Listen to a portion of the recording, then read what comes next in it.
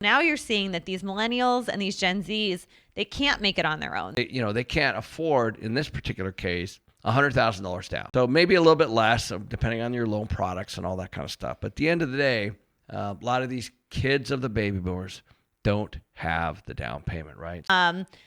One of them was two sisters that were looking to buy a home together that were over 35.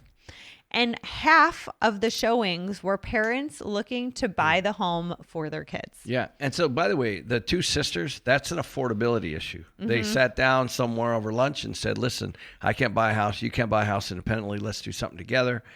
That's what that is. And who actually ended up putting the offer on it was one of the parents looking to buy it for their kids. And, that's something that I haven't done an open house in a while. And that's something I haven't really seen before. And then once again, I had two additional parents come in with kids saying, we're thinking about buying this for them.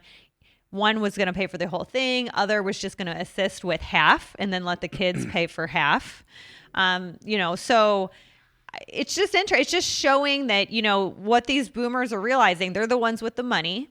And they're realizing that their kids aren't going to need the money when they're gone, when they're like 50 and 60 years old. They need it now, and they're helping now. Let's take a look at what makes this a thing, is the wealth transfer. So the wealth transfer is a real thing. And what's happening is money is transferring to kids, right? So the reality is that the parents are sitting on quite a bit of money. And if I'm a parent and I've got, I don't know, even $1 million or $2 million sitting in something, just cooking away, I might just move some of that laterally into, and buy a home for the kids, which is eventually going to go there anyway. Well, now you're seeing that these millennials and these Gen Zs, they can't make it on their own. They can't buy a house. And the parents are sitting on all this equity and money that they have made. And now they're passing that down. So if you don't have parents that have made a lot of money, then you are significantly behind in this kind of economy, which we haven't really seen before in past generations in the United States.